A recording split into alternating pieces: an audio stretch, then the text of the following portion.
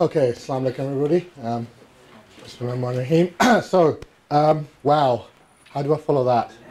So from biology to the stars, I'm going to bring you back to Earth now. And I'm going to talk about something which is a very human thing. So I'm going to talk about all these hands that are coming together. I'm going to talk something about humanitarian logistics and food security. And this is a very important and very, unfortunately, a very common theme that's running throughout history. It's a current societal challenge. And what I want to try to do is to try to bring together a few different aspects here. The problem is that this is quite a difficult, multifaceted problem. And we've heard about very challenging problems so far, from neurology and biology through to cosmology. Well, I'm going to give you the human story as well, and that's even more complex. So it's not very easy to do and cover in 15 minutes, but I'll have a go. Let's begin.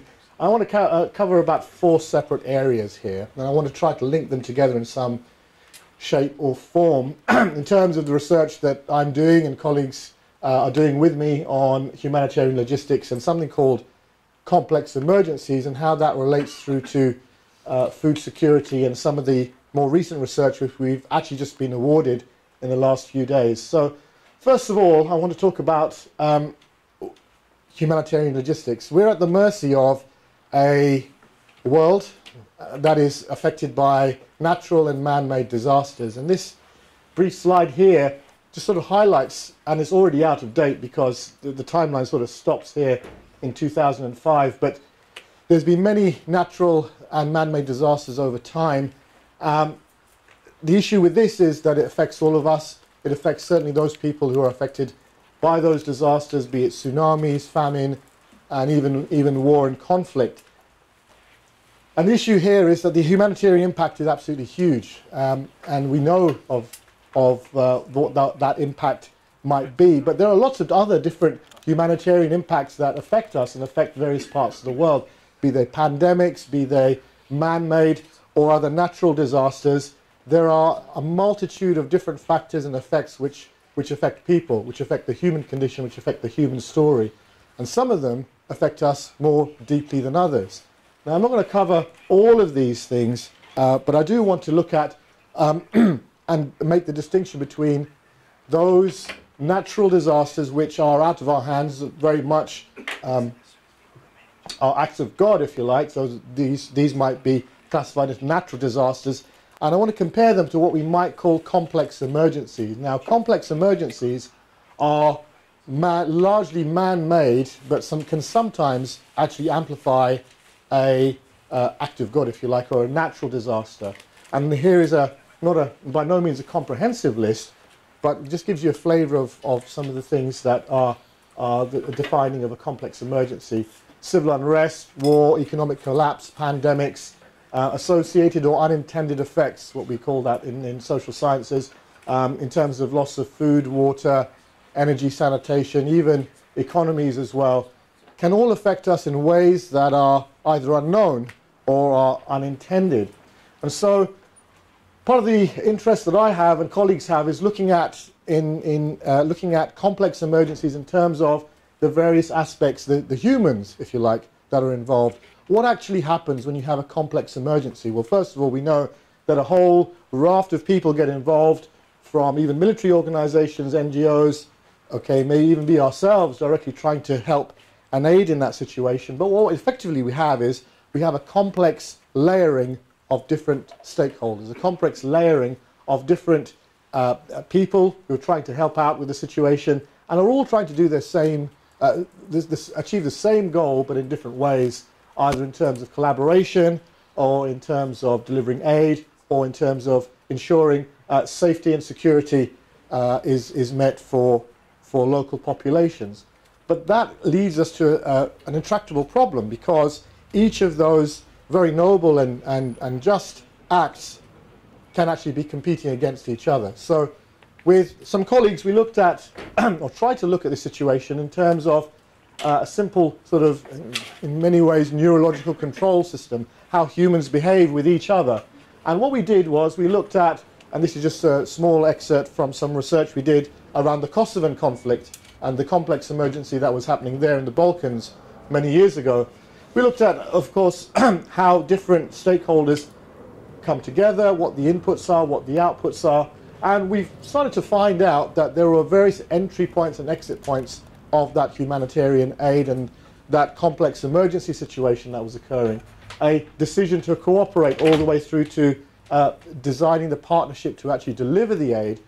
These were actually quite complex human endeavors. Now you see on the news and you hear about when there is a natural disaster or a complex emergency, everybody seems to come together and the problem is not necessarily solved, but it all seems to be coordinated. However, the reality is that there's a lot going on underneath the surface, and one of our interests was, and still is, well, what actually happens? How do we coordinate these different views, these different interests?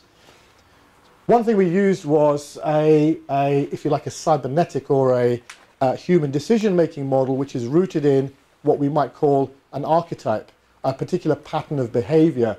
And I'm just showing you this because there are around 10 or more different patterns of human behavior. And my interest is in decision-making and human behavior. How do we make decisions?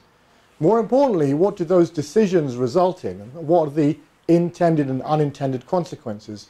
And what we found was when we were looking at particular types of complex emergency, patterns start to emerge. We start to see particular human behaviors from those that are affected through to those that are trying to actually help others, all the way through from having accidental adversaries, for example, competing groups trying to solve a problem, through to escalation, etc., etc. And we came up with this little model here showing how each of those competing demands might work, and we were able to identify that in certain complex emergencies, and you can see a few of those there, we were seeing certain exhibited signs of human behavior that were not actually helping the situation.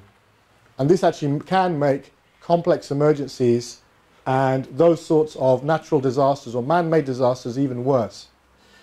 That was quite interesting for us because when you map it out, and this gets even more complex, you start to see some patterns, some reinforcing behaviors and some almost, again, biological feedback loops occurring.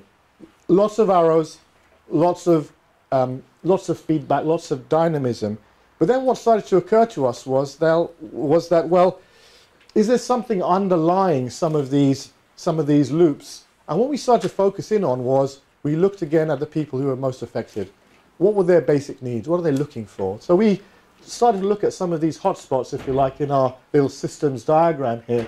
And we would find that these certain hotspots here that were experiencing or being at the root of the feedback loops were all coming back to the same thing. There was a basic necessity for the people affected in these complex emergencies to receive either food aid, water aid, or other type of sustenance. Now we looked at food in particular, and as you can see here, I've just highlighted a few of these circles. You can see some of the words. If you can see them, I'll read them out. A need for immediate response, a need for aid delivery, a need for a stabilization of the emergency situation, and a need for expectations to be met when there is a complex emergency.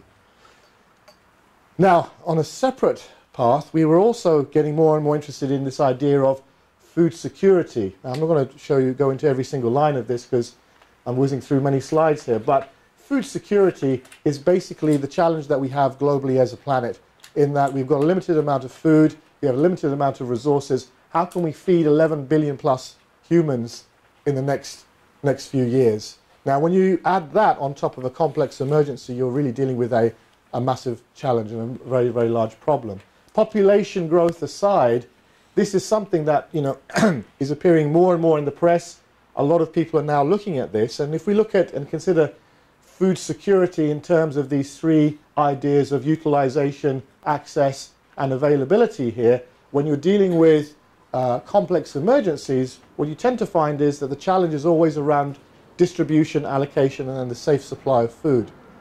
And that's something that that needs to be recognized by those providing aid in those sort of situations. Another stream of work in parallel was being done by myself and colleagues with DEFRA, the Department for Environment, Food and Rural Affairs. Funnily enough, this all happened several years before Brexit. We were looking at the effect of food security on the UK. What would happen if Europe suddenly stopped giving us money for our farm subsidies?